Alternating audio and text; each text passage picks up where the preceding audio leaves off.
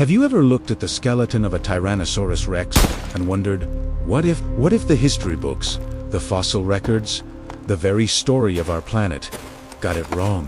What if the cataclysmic asteroid that supposedly wiped out the dinosaurs 66 million years ago was on ANN, but a beginning, not an extinction event, but a catalyst for the most radical evolution imaginable? Today, we're not digging into the past. We're stepping into a present that could have been a world where dinosaurs never left. Forget ancient jungles and primordial swamps. Picture this: crumbling skyscrapers, rusted-out cars, and the eerie silence of a world reclaimed. This is the new age of dinosaurs. In this alternate reality, the Great Impact was devastating, but not final. It plunged the world into a nuclear winter, choking the skies with ash and radically altering the climate. Most large dinosaurs, the lumbering giants we know from museums, did perish. They were too big, too specialized.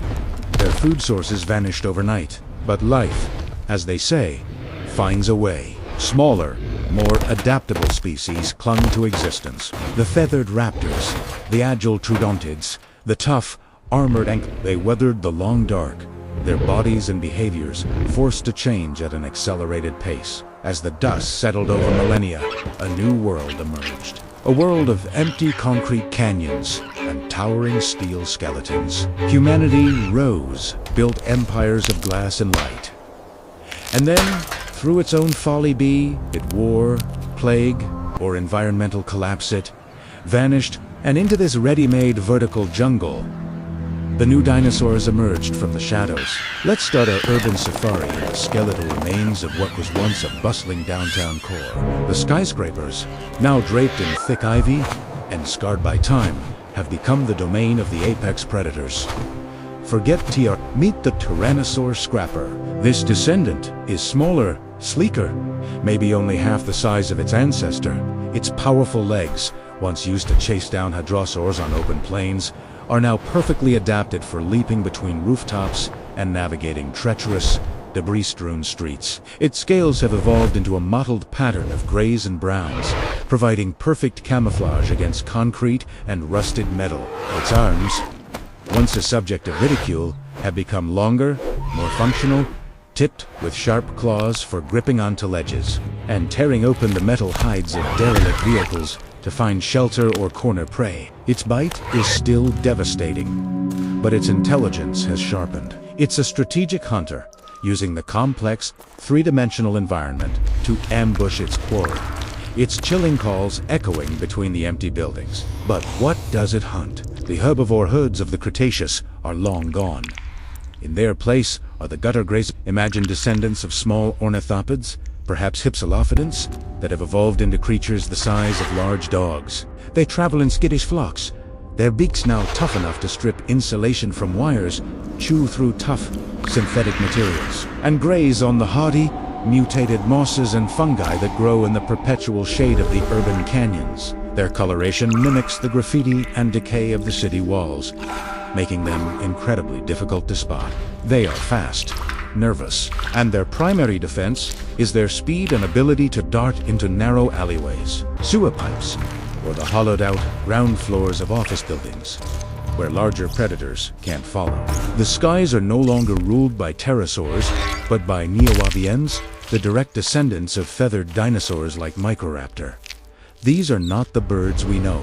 Think of creatures the size of eagles, with sharp, serrated teeth still lining their beaks. Their wings are broad, allowing them to soar on the thermal updrafts created by the sun-baked concrete. They nest at the very pinnacles of the tallest skyscrapers, the old penthouse suites and communication towers now serving as their eye. They are silent, deadly hunters, swooping down to snatch gutter grazers from the streets or to pick off the unwary from exposed ledges. Their feathers have a metallic, iridescent sheen, a bizarre and beautiful adaptation to their new environment, perhaps for signaling or mating displays against the backdrop of glass and steel.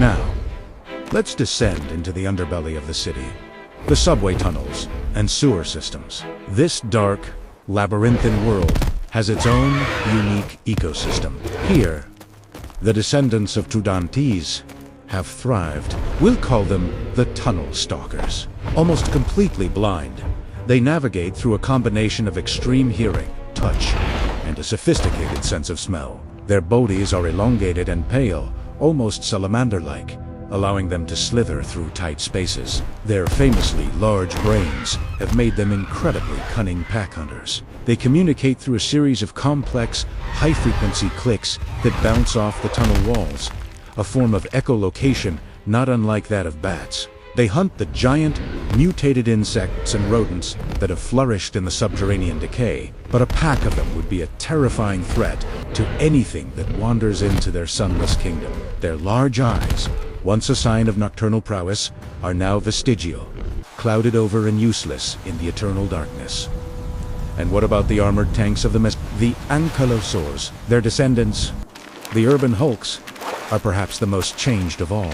Smaller, more compact, they resemble walking barricades. Their armor is thicker, more metallic in composition, reinforced by scavenging and ingesting minerals from the crumbling infrastructure. Their famous tail clubs are not just for defense against predators. They have evolved into powerful demolition tools. An urban hulk can smash through concrete walls, break open sealed bunkers, or collapse structures to access the deep, nutrient-rich molds and plant life growing inside. They are solitary, slow-moving creatures, the bulldozers of this new dinosaur age. Their heavy footsteps sending tremors through the hollow streets as they reshape the urban landscape to suit their needs. This ecosystem is a complex web of predator and prey, all uniquely shaped by the artificial environment left behind by humans. The Tyrannosaur Scrapper hunts the gutter grazers and occasionally tries to ambush a young urban hulk. The Neo-Avians prey on the gutter grazers and the Tunnel Stalkers if they venture too close to the surface. And the Tunnel Stalkers, in their dark domain, consume anything they can overpower. Their clicking calls a constant, chilling reminder of the life that teems just beneath your feet. The very seasons are different here. The rainy season might be when old water mains finally burst, flooding entire city blocks and creating temporary wetlands. The dry season is the long, hot summer where the sun beats down on the concrete, forcing many creatures into a state of estivation in the cool lower levels of buildings. This world is a testament to the relentless, creative force of evolution.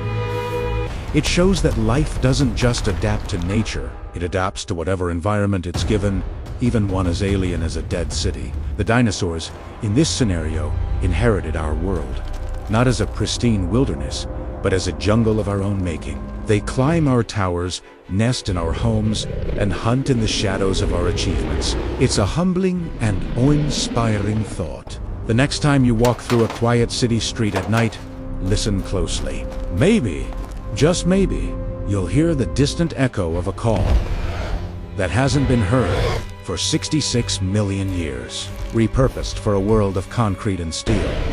What do you think? Which of these evolved dinosaurs fascinates you the most? The rooftop leaping scrapper, the silent Neo-Avian, or the echolocating tunnel stalker? Let me know your ideas for other evolved dinosaurs in the comments below.